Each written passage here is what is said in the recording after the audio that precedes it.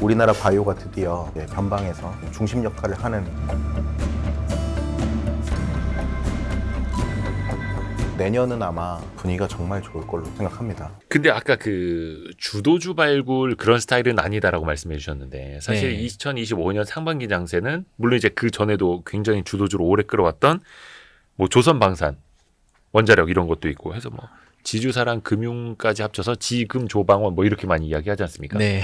용어들은 참 잘 만드시더라고요. 근데 주주하나 가치주펀드 여기에는 액티비티F에는 지금조방원 이런 거 거의 없지 않아요? 사실 이제 금융회사나 이런 것들은 과거에 많았었는데 음.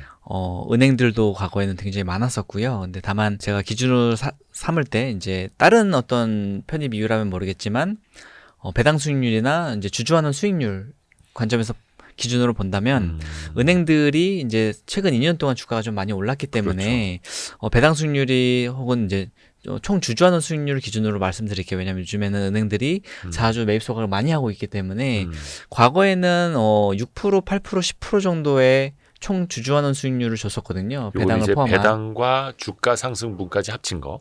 배당과 이제 자사주 매입 소각을 자주 매입 주가 소각을 상승. 예. 그런 어떤 부분들이 이제 주가가 좀 많이 오르다 보니까 배당 수익률만 보면 이제 대형 은행사들은 2, 3% 주거나 그 아래 애들도 4, 5%밖에 안 되는 예전에는 그 배당 수익률이 6에서 한 10% 정도 네. 줬거든요. 그런 어떤 좀 매력이 좀 덜해지는 그런 부분들이 있기 때문에 계속 이 ETF 역할은 이 주주하는 ETF 역할은 계속 그 기업들을 발굴해서 더 높은 일들을 제공하는 기업들로 옮겨가는 거죠. 그래서 이제 그 어떻게 보면 이제 은행주 같은 경우에도 과거보다는 좀 많이 비중이 많이 줄어든 그런 상황인데 결국 이제 주도주가 말씀하신 대로 사실 이제 조방원이라고 부르는 조선방산 네. 바이오 이런 기업들에 대한 비중은 거의 없었어요. 근데 그렇지만 수익을 내는 불편함은 전혀 없다라고 볼 수 있겠고요. 그 이유는 저희가 이제 제가 항상 강조드리는 넓은 커버리지. 제가 이제 뭐 그 책에서도 말씀을 드렸었지만 이제 한국에서 이제 기업 탐방을 가장 많이 다니는 어떤 투자자로서 알려져 있는데 그만큼 기업 커버리지가 넓고 또 이제 어떤 지금의 어떤 흐름에서는 기업들을 발굴해서 투자하는 게 너무나도 유효하기 때문에 그런 부분에서 불편함은 없었던 것 같습니다. 오, 좋습니다. 혹시 뭐 앞으로는 운용에 뭐 변화를 줄 가능성도 있나요? 방법적으로나? 사실 이제 뭐 그런 제가 발굴한 기업들이 주가가 충분히 올라서 당연히 그런 배당 수익률이나 주주환원 수익률이 하락했었을 때는 더 높은 애들로 갈아타겠죠. 그래서 포트폴리오가 변화가 있을 수밖에 없고요. 그래서 이제 그런 기업들 같은 경우에는 주로 사실 제가 가장 주주환원 시대 때 가장 수혜주를 어딜 꼽냐면 아까도 말씀드렸지만 중견기업. 자산가치와 수익가치가 막대한데 1세대 창업주에서 2세대로 넘어가는 세대교체 구간에 있는 그런 기업들에 사실은 관심이 가장 많기 때문에 중견기업들을 발굴하는 것이고 결국에는 이 주주환원 시대 때 상법 개정 등을 통해서 주주자본주의가 장착되는 과정 속에서 저희가 가장 관심을 가져야 되는 영역은 중형주에서 대형주로 성장하는 기업. 지금의 대형주가 아니라 미래의 대형주. 네, 소형주에서 중형주로 성장하는 기업. 그 기업들의 사실은 가장 포커싱을 해야 되는데 섹터에 대한 얘기가 아니거든요. 그래서 많은 분들이 섹터 불문. 네, sek터 불문인데 여기서 이제 좀 많이들 막히시는 것 같아요. 왜냐면 기존에 워낙 사실은 솔링과 좀 테마를 이용한 투자들이 좀 많았어가지고 이제 그렇지만 이제 이 ETF에서는 그런 기업들을 발굴하는 처음 시작할 때부터 그랬고 그런 것들이 지난 2년 반 동안에서 워킹을 잘 했었고 앞으로도 사실은 굉장히 오랜 기간 동안에 워킹을 할 것 같습니다. 혹시 그 ETF 내에서 현금 비중은 보통 얼마나 돼요? 그것은 특별히 뭐 가져가는 방침은 없는데 이제 아까 말씀드린 대로 그런 종목 교체들이 생기잖아요. 이제 주가가 많이 올라서 주주환원율이 많이 총 주주환원 수익률이 낮아진다라고 보면은 그 기업들을 이제 편출을 시키는데 마침 이제 주주환원 성장성이 있는 기업을 바로 발굴하면 네. 바로 편입을 하겠지만 꼭 그것들이 무조건 맞물리는 것은 아니거든요. 그래서 현금비는 뭐 조금 뭐 거의 안 가져갈 때도 있고 조금 가져갈 때도 있고 그렇습니다. 또 실제로 김기백 매니저님은 기업 탐방 정말 자주 다니시잖아요. 좀 다녀보면 어떻게 좀 많이 달라졌습니까? 그래도 뭔가 이제는 주주환원을 안 하던 기업도 하려고 하고 하던 기업이 더 하려고 하고 아니면 반대로 여전히 진짜 저 회사는 아직도 인색하구나. 이런 것도 많이 느껴지세요? 일단은 그 흐름의 변화들이 저는 계속 말씀드리지만 22년부터 사실 느꼈다라고 생각을 하고 23, 24, 25 지금 이제 3개년도가 지났잖아요. 점점 더 거세지는 것 같아요. 그러니까 과거에는 사실은 배당이나 이런 것들에 대해서 논의조차 할 수 없었던 기업들이 많았어요. 네. 그렇지만 지금은 배당 정책을 공시하는 기업들, 특히 이제 작년부터 많은 기업들이 이제 밸류업 공시라고 보통 그렇죠. 일컬어지는 기업 가치 재고 계획 공시, 이것들을 이제 어떻게 보면 좀 큰 회사들 중심으로 많이 했는데 요즘에는 이제 중견기업, 중소기업을 많이 내려오거든요. 네. 그래서 저변이 굉장히 넓어지는 거죠. 주주하는 정책을 어떻게 보면은 공시로 발표할 수 있다라는 것은 어떤 기업으로서는 굉장히 투자자들한테 큰 약속이고 그 성장성을 지켜냈었을 때 결국 투자자들의 일드가 높아지기 때문에 그런 부분에 대해서는 이제 굉장히 관심을 많이 받는 기업들이 늘어나고 있고 실제로 많은 기업들이 배당 성향이 점점 해마다 늘고 있습니다. 근데 그게 변화가 뚜렷하게 감지됐던 것은 22, 23 지나면서부터 뚜렷하게 감지가 됐었거든요. 결국에는 이제 그들은 근데 그때는 밸류업 이런 거 없었잖아요. 네. 근데 왜 기업들이 바뀌었을까요? 왜 그럴까요? 세대 교체 때문에 그렇습니다. 세대 교체. 네. 그러니까, 자녀한테 물려줘야 되는데 자녀의 지분율은 별로 없고 네. 폭탄 배당을 통해서 그 배당 받아서 지분 더 사라 뭐 이런. 네, 세금을 내기 위한 재원이 필요하다 보니까 과거에는 사실 그렇지 않습니까? 지배주주나 최대주주들 입장에서는 배당을 많이 안 해도 다른 방법들이 많이 있었잖아요. 근데 그런 것들이 이제 어떻게 보면 편법들이 좀 막히고 점점 공정함을 어떻게 보면 주주들이 요구하고 있기 때문에 거기에 맞춰서 이제 많은 기업들이 바뀌고 있고 그럼에도 불구하고 여전히 보수적인 어떤 주주하는 기업들도 많아요. 근데 네. 그런 기업들이 지금의 어떤 정부의 제도적 개선, 제가 늘 말씀드리지만 주주환원 시대가 도래했다라고 했었을 때 세 가지 축의 변화를 말씀드렸잖아요. 예전에도. 첫 번째로는 투자자들의 사회적 변화, 액티비즘이나 일반 주주연대 같은 것들. 두 번째로는 이제 정부의 제도적 개선, 저희 뭐 밸류업이라든지 이번 상법 개정이랄지 이런 것들. 그리고 마지막으로 이제 기업의 내부적인 변화인데 그게 바로 세대 교체. 예를 말씀드린 거라서 이 세 가지 축이 서로 맞물리면서 가는 거라서 그 압력은 점점 더 커질 수밖에 없고 앞으로 이제 행동주의나 이런 것들이 더 사실은 투자자들의 권익을 위해서 더 큰 목소리를 낼 거기 때문에 기업들이 이제 매 주총을 할 때마다 더 큰 압박을 받기 때문에 주주환원이나 자본재 배치나 아니면 경영에 있어서의 이사회의 투명성 이런 것들이 크게 바뀔 수밖에 없는 상황입니다. 또 하나 그 인식이 달라진 게 중복 상장에 대한 인식이 확실히 달라졌습니다. 한때는 어떤 그룹주 자회사 상장한다 그러면 또 거기에서 자회사 갖고 있던 지분 엑시트해서 이게 또 이쪽으로 올라오겠네. 한때는 정말 2020년, 21년까지만 해도 중복 상장 막 좋아했던 시절도 있었잖아요. 네. 물론 그게 좋은 게 아니었는데. 네네. 근데 지금은 또 중복 상장을 시키는 것 자체도 금융당국 한국거래소도 좀 부담스러워하는 것 같고 기업들도 어떻게 보면 자회사를 상장시키려던 회사가 좀 마음을 좀 바꾸거나 이런 케이스들도 좀 보이나요? 어떠세요? 느끼시기에? 실제로 바로 뭐 지난달만 하더라도 어떤 기업이 사실 EB 발행을 하려고 하니까 교환사채. 예, 교환사채를 발행하려고 하니까 바로 이제 그 회사에 투자하고 있는 행동주의 역할을 하고 있는 그 회사에서 바로 제동을 걸면서 그렇죠. 금융당국에서도 여기서 다시 검토해봐라라고 할 정도로 그런 부분들이 이제 제고되는 것처럼 이제 중복 상장 같은 경우에도 사실은 이제 많은 기업들이 어떻게 보면 좀 너무 지나치게 문어발 확장을 하는데 그 문어발 확장을 하는 이유는 사실 이제 기업에 대한 성장에 대한 니즈도 있겠으나 사실 자리가 많아지잖아요. 네. 예, 그 회사에 대한 이사의 자리가 많아지고 최대주주, 지배주주 입장에서는 월급을 받을 수 있는 창구도 더 늘어나고 일종의 터널링. 네. 어떻게 보면 회사를 만들면 만들수록 그 아래에 있는 회사들 뭐 손자 회사, 증손자 회사들 같은 경우에는 사실 실질적인 어떤 최대 주주의 지분율은 굉장히 낮음에도 불구하고 그렇죠. 어떻게 옥상옥 구조로서 그 기업들을 지배하는 그런 것들을 통해서 이제 했던 부분들이 어떻게 보면 주주 가치 훼손이 된 경우가 많았거든요. 이제 그런 부분들이 사실 투자자들이 깨닫고 행동한다는 게 제일 중요하고요.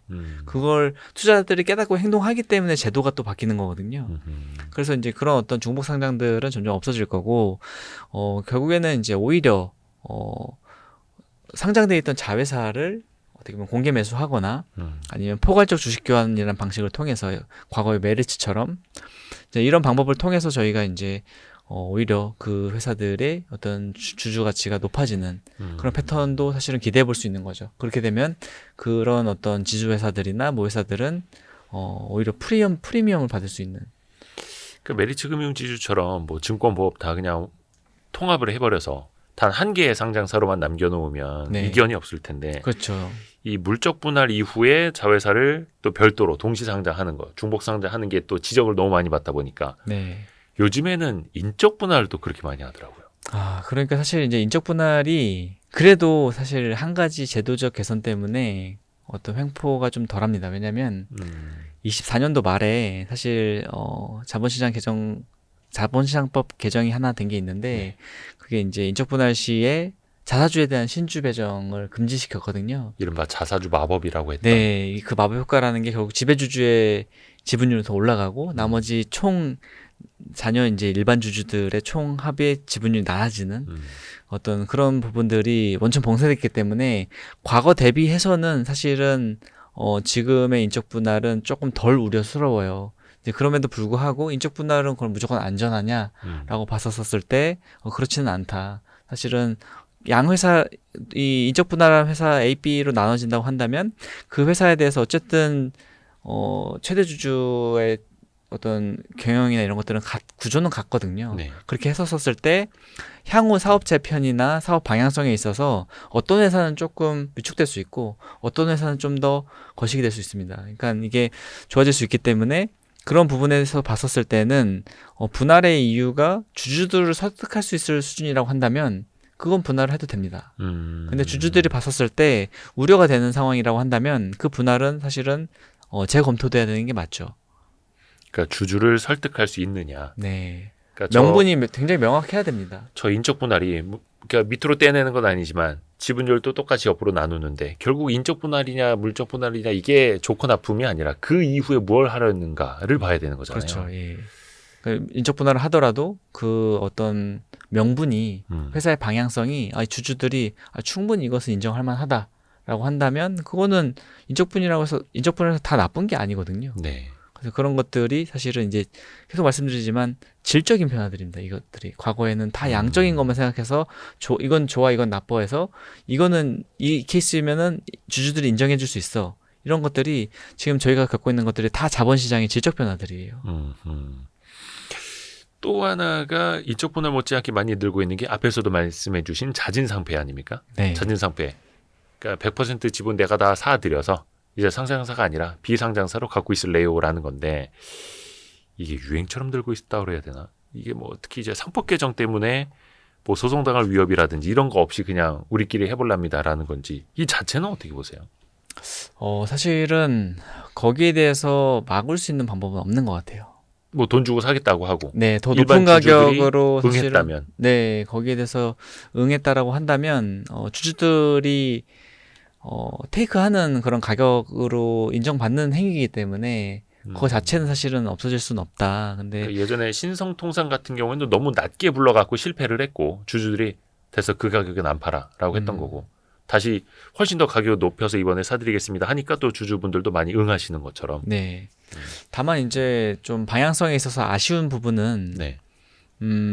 저는 이제 개인적으로는 생각 중에서 한국 증시가 사실은 질적으로 좀 미숙했던 부분 중에 하나는 뭐냐면 사실 상장사로서 어떻게 보면은 충분히 자산 가치든 수익 가치든 실력이든 돈을 못 벌어도 기술적으로 인정을 받든지 간에 그런 어떤 가치가 있는 회사들이 많아야 되는데 사실은 이제 상장의 문턱이 낮아지면서 2017년도 때 거래소에서 그런 어떤 상장 문턱이 굉장히 낮아지면서 너무나도 많은 회사들이 상장을 해버린 거예요. 그렇죠.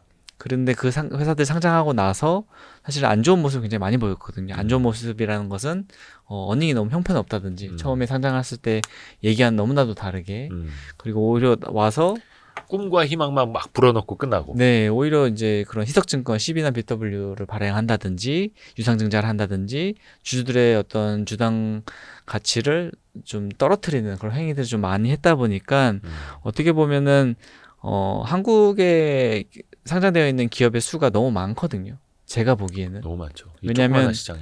그러니까 사실 한국에 2,400개 이상의 기업들이 존재하잖아요. 거의 지금 한 2,600개 가까이 될걸요? 그렇죠. 이제 스펙이나 이런 것들을 포함하면 합치면 또, 그런 건데 이제 순수 기업 수만 따지면 한 2,400개 정도 되는 건데 사실 이제 중국 같은 경우에도 4,000개 정도 되고 미국도 6,000개밖에 안 되거든요.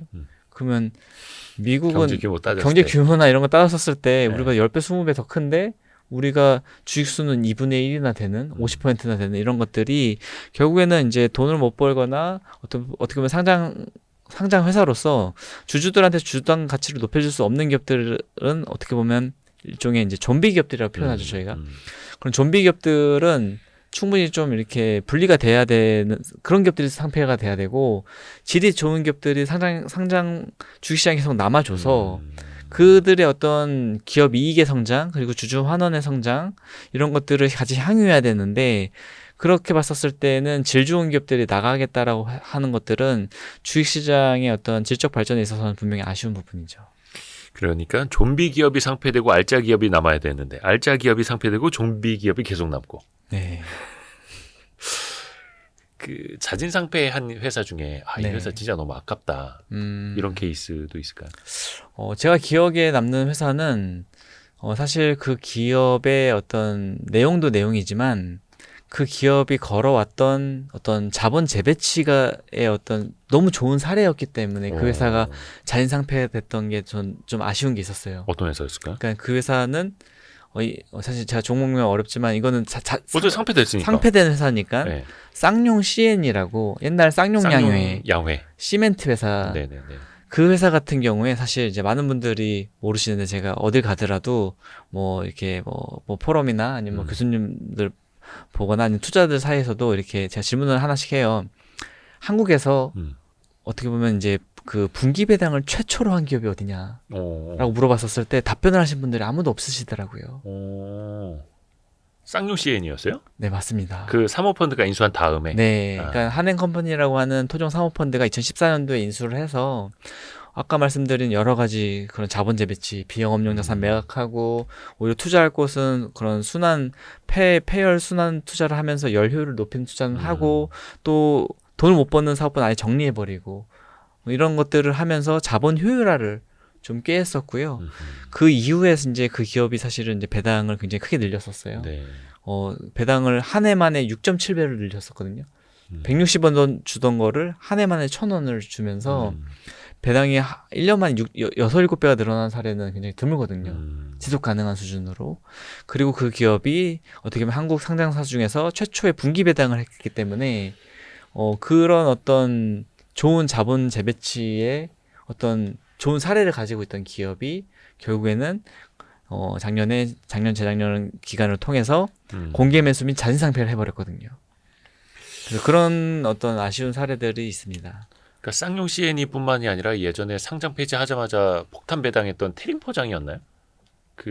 네, 맞습니다. 예. 제지 관련 주들도 제지. 그랬고 이번에도 상장 폐지되는 기업들 보면 진짜 알짜 회사들 배당도 많이 할 수 있고 본질 가치도 좋고 영업도 잘하고 있는 이런 회사들이 오히려 상폐된다라는 건 그냥 그들이 다시 다 100% 갖고 싶다는 거잖아요.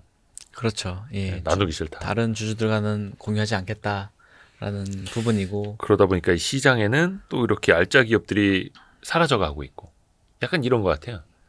축구나 야구로 따지면 실력 있는 선수들, 슈퍼스타들이 다 해외로 나가버리고 여기는 별로 그런 선수도 안 남아있고 그러니까 관객들이 구장 잘 안 찾아가고 이런 느낌. 좋은 표현이네요. 옛날 네. 표현, 옛날의 느낌이긴 네, 합니다만. 그런 느낌입니다. 예. 그래서 오히려 메이저리그를 경험한 선수들이 다시 우리 프로리그로 오는 것처럼 해서 막 1,000만 관중 일어나 뭐 이렇게 되는 것처럼 코스피 코스닥 그런 시장이 돼야죠. 네, 맞습니다. 애플이 자진 상폐하고 저 코스피로 갈랍니다.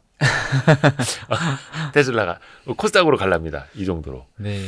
예. 그 양질의 기업들이 모여 있으면 좋은 기업들이 다 그 시장 가고 싶은 거거든요. 그쵸. 네. 왜 좋은 학군 찾아서 이사 가는 것처럼 네, 맞습니다.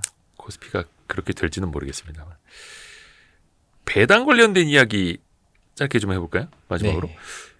지난번에 그 출연하셨을 때 폭탄 배당이 예상됩니다라는 이야기 해주셨어요. 네네. 그러니까 그 감액 배당이라고도 하는데 주식 발행 초과금이라고도 하는 자본을 가지고 잉여금으로 넘겨서 네. 이걸 재원으로 배당을 많이 해주는 이게 실제로 지금 많이 나타나고 있나요? 네, 실제로 제가 이제 그때 나왔었을 때 말씀드렸던 부분들이 실제로 이제 주총 전부터 그런 어떤 큰 배당을 하는 기업들 그리고 결국에는 이제 감액 배당이라는 것이 비과세 배당이잖아요. 네. 이제 그런 의사결정을 한 기업들이 수십 개가 나타났고 실제로 이제 이런 기업들이 앞으로도 점점 늘어날 것이다라고 보고 있습니다. 그 이유는 작년 같은 경우에도 이 감액 배당을 하기 위해서는 사실은 이제 이게 주총 의결 사안이기 때문에 주총에서 승부를 봐야 되거든요. 정기 주총에서 하든지 아니면은 임시 주총을 열어서라도 이것을 승인을 받아야 되는데 작년에 보니까 한 50개에서 60개 기업이 자본준비금을 이익잉여금으로 전환시켰어요. 그 중에서 한 20개에 가까운 기업들이 사실은 이번에 비과세 배당을 했거든요. 그러니까 그거죠. 개념으로 따지면 혹시나 어려우실 수도 있을 것 같아가지고 저기 은행 통장에 넣어놨던 돈을 지갑으로 옮겨 놓습니다. 그래서 바로 이제 지갑 열어서 드릴 수 있게끔 준비합니다. 이거니까. 네. 또 주주분들 입장에서 그걸 반대할 리는 없잖아요. 거의. 네네. 세금이 없기 때문에 사실은 엄청난 배당이고 투자자들이라면 누구나 꿈꾸는 그런 배당이라고 볼 수 있는데 이런 배당들이 올해 들어와서 그러니까 올해 이 비과세 배당을 한 기업들은 작년에 공시를 한 기업들이잖아요. 네. 작년에 주총을 정관 변경을 해놓은 기업들인데 이제 올해 들어와서 이러한 변경 기업들이 100개 이상 이미 전환을 시켜놨기 때문에 근데 이게 내년 주총에 사실은 비과세 배당이 많이 증가하는 건 물론이고 오히려 더 빨라질 수도 있어요. 왜냐하면 이거를 변경해 놓으면 올해 중간 배당, 분기 배당 때도 이걸 적용을 시킬 수 있거든요. 아하. 그렇기 때문에 사실 이제 이러한 부분들은 비과세 배당을 받을 수 있는 것들이 1년에 한 번이 아닐 수 있다. 그래서 이제 기업별로 어떤 정책이나 이런 것들을 좀 봐야 됩니다. 이게 그래서 준비하시고 쏘세요. 라면은 이제 준비하시고까지는 하고 있고 네. 쏠 일만 남았다. 네. 근데 이게 기재부에서도 사실 세법을 바꿔서 저렇게 자꾸 비과세 배당하면은 그러면은 그 배당 소득세가 줄어들 수도 있는 거라 법 개정을 뭐 좀 검토하고 있다 이런 보도가 좀 나왔었잖아요. 맞습니다. 이게 실제로 법리적 해석에서도 학자분들끼리 굉장히 좀 분분해요. 거의 반반 이렇게 나뉠 정도로 이제 이 비과세 배당이 되는 거는 당연히 사실은 이 자본준비금의 그 금액은 출자의 개념이기 때문에 출자 자금을 그냥 옮긴 것일 뿐이라서 그렇죠. 주주가 이미 냈던 돈이니까.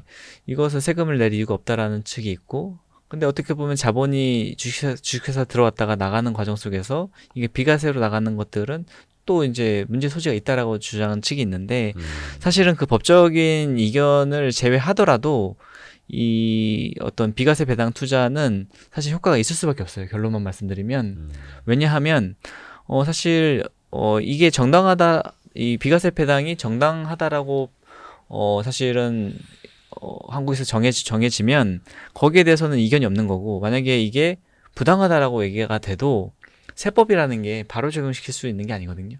개정을 하고 그게 그렇죠. 시간은 좀 걸리죠. 법적 효력이 발효될 때까지 시간이 걸립니다. 그 사이에 오히려 이게 폭탄 배당, 그러니까 예를 들면 몰아치기. 1,000억을 자본준비금에서 이익잉여금을 전환을 시켜놨어요. 그리고 이거를 내가 이 회사가 200억씩 매년 배당을 할 생각을 가지고 있었는데 내년 배당부터는 안 된대. 라고 해버리면 이 1,000억을 한 번에 배당할 수 있기 때문에 오히려 폭탄 배당을 더 야기할 수 있는 방법이 되고요. 그리고 사실은 이런 어떤 배당들이 더 정당성을 가질 수 있는 이유는 사실은 이제 지금 새 정부에서도 상법 개정을 하고 이렇게 했던 이유들이 결국에는 많은 어떤 주주들 주당 가치를 높이기 위함이고 네. 주당 가치를 높이기 위해서는 ROE 개선이 반드시 필요한데 이런 자본준비금 주발초 이 자본준비금 안에서 주발초나 법정준비금 이런 것들은 그 못 쓰는 돈이거든요. 그러니까 주식 발행 초과금. 네. 어디 쓰지는 못하는 쓸 돈. 수가 없어요. 그 자본으로. 이거를 뭐 사업에 투자한다든지 쓸 수가 없는 돈이 그냥 그대로 과잉 자본으로 남겨두면 ROE 개선에 방해가 되거든요. ROE 개선을 원하는 정부 입장에서 이것을 과연 방해하는 걸로 놔둘 것인가는 그건 생각을 해봐야 된다는 거죠. 요거는 이제 기재부 내에서도 세제실과 경제정책이라든지 금융위원회랑은 좀 생각이 다를 수도 있을 네. 텐데. 그리고 사실은 이게 비과세 배당이니까 과세가 안 되니까 이 세수가 줄어든다라는 것은 짧게만 본 시각이에요. 왜냐하면 어떤 기업이 배당을 잘 안 하다가 네. 비과세 배당이라도 많이 했으면 그 비과세 배당은 언젠간 재원이 끝나잖아요. 네네네. 끝나고 나서 일반 배당으로 돌아갔었을 때 배당을 굉장히 적게 해줄 수가 있을까요? 눈높이가 있는데 결국에는 미래의 배당이 증가하는 효과를 가져가게 되거든요. 그렇기 때문에 결코 어떤 세제적인 측면에서 그렇지가 않고, 그리고 이런 부분들이 사실은 대기업보다는 중견 중소기업들이 많기 때문에 그 배당 규모가 세제를 크게 이렇게 세수를 막 위협할 만큼의 금액이 크지 않습니다. 그렇기 때문에 그런 부분에 대해서는 이런 어떤 감액 배당, 폭탄 배당, 비과세 배당에 대한 투자는 법이 바뀌기 전까지, 법이 바뀌더라도 그 효력이 발생하기 전까지는 계속 통할 수밖에 없다. 또 이게 비과세 배당이 굉장히 이제 매력적으로 보였던 게 사실 대주주 입장에서 그랬던 거잖아요. 그렇죠. 사실 많이 배당을 하게 되면 소득세율 최고 거의 49.5%까지 물어야 되는데, 맞습니다. 야, 배당 받은 거에 절반을 세금 내라고? 야, 배당하지 마. 이랬던 건데. 그들은 사실은 일반 세율인 15.4%가 내는 게 꿈일 거잖아요. 그럼요. 근데 15.4%도 아니고 0%인데 이 기회를 놓칠 수가 있겠는가. 그러니까 이것들이 결국 한국 시장이 저평가받았던 이유는 가장 큰 거는 딱 이거거든요. 지배주주와 일반주주의 이해관계가 일치하지 않았던 거. 그렇죠. 근데 그걸 일치시키는 경험들을 쌓아주기 때문에 결국에는 이런 부분들이 주주자본주의를 위해서 촉진시킬 수 있는 충분한 촉매제가 된다라는 것이죠. 또 하나가 그 이해관계가 일치되지 않았던 격차가 있었던 게 세율인데, 네. 배당소득도 이제 종합과세로 물려버리면 말씀드린 것처럼 49.5%까지 가고 2천만 원 미만일 때는 종합소득에서도 분리가 되니까 15.4%만 내면 되는 거였고, 해서 지금 민주당 쪽에서도 배당소득 분리과세 추진하겠다고 하지 않습니까? 네. 물론 이제 차등을 두는 안부터 검토가 되어 있는 걸로 알고 있는데, 그렇습니다. 많은 도움이 될까요? 어떻게 보세요? 일단은 그런 부분들이 유인책이 크죠. 왜냐하면 지배주주들한테 달라진 어떤 배당소득 분리과세나 이런 것들을 통해서 충분히 사실은 유인책을 줄 수가 있고, 네.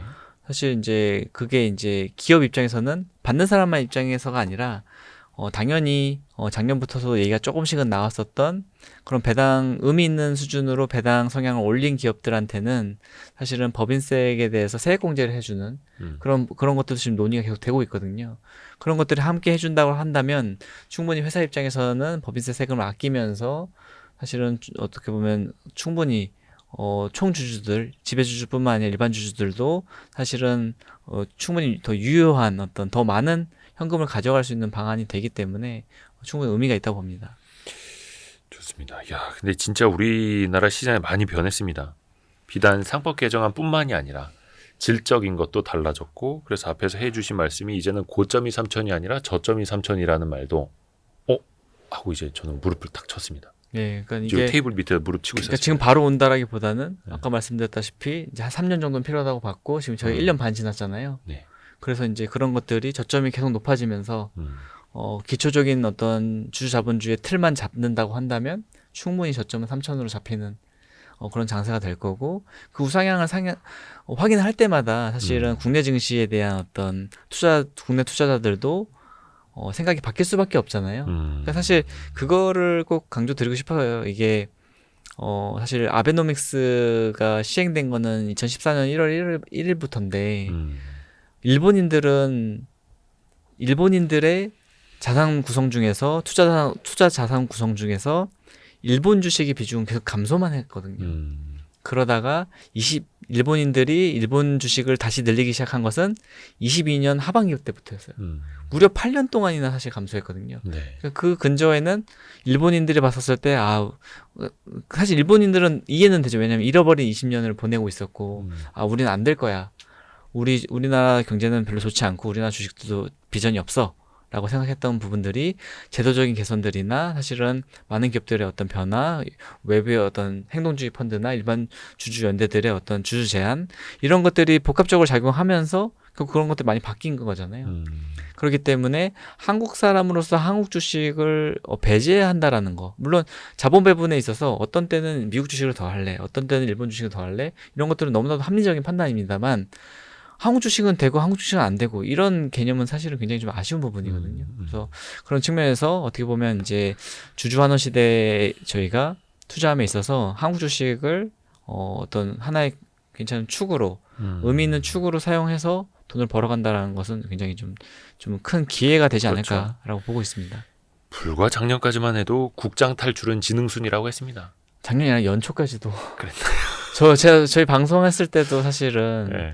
이제 그런 부분들이 그래서 패배주의가 있었잖아요. 되게 짙었죠. 네네 네, 국장은 안 된다. 근데 일단 이렇게 또 달라질 줄 누가 알았겠습니까? 물론 저희도 많이 목소리를 내고 김희겸 맞습니다. 매니저님도 또 거버넌스 포럼에서도 또 많은 네. 목소리를 내고 또 실질적으로 그게 정책으로 반영이 되고 맞습니다. 또 실질적으로 시장의 체질을 또 개선해 나가고 있다라는 게 저도 언론 생활 20년 넘게 하고 있습니다만 신기합니다. 이런 날이 그 오는구나. 변화가 1년 반 만에 사실 일어난 거잖아요. 네. 그래서 생각보다 이제 그런 변화들이 지나고 보면 더 빠르거든요. 지금 당장은 답답해 보이는 부분이 있을 수도 있어요. 아까 말씀하신 대로 상법 개정 중에서 뭐 집중 투표제나 이런 것들이 됐어야 됐었는데 아쉬움이 있을 수 있습니다만 사실은 시간이 걸리는 부분도 있고 배당 소득세 분리과세도 반드시 논의가 돼야 되지만 그게 밀어붙인다고 해서 되는 게 아니라 국민들의 어떤 그런 모두가 다 알고 있는 사회적 대타협이 필요한 거거든요. 그래서 이제 그런 것들이 자연스럽게 사실은 이제 진행이 될 거라고 보고 있고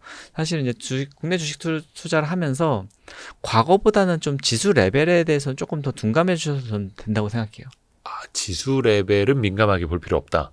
왜냐하면 아까도 말씀드렸지만 주주환원 시대에서 가장 수혜주는 중견기업들이고 중소형사들인데 지수에 대한 영향도가 적거든요, 상대적으로. 그렇죠. 그래서 양적인 성장도 중요하지만 질적인 성장을 저희가 노려본다고 한다면 사실은 꼭 지수대에 의해서 저희가 매수 매도가 일어날 필요는 없다. 그리고 그런 주주 자본주의가 정착될 때까지 발굴되는 수많은 기업들의 사례들이 나올 테니 거기에 대해서 직접 발굴하실 수 있다고 한다면 당연히 직접 발굴하시는 게 낫고 그게 안 된다라고 하면 다른 어떤 펀드 수단을 통해서 저희가 일들도 높여가면서 배당 수익도 많이 얻어가면서 그런 투자의 경험들을 쌓으시는 게 좋지 않을까라고 생각합니다. 또 계속해서 나타나는 변화를 또 알려주십시오. 알겠습니다. 한국투자신탁운용 김기백 수석 펀드 매니저 함께했습니다. 고맙습니다. 네, 감사합니다. 고생하셨습니다. 네. 고생하셨습니다.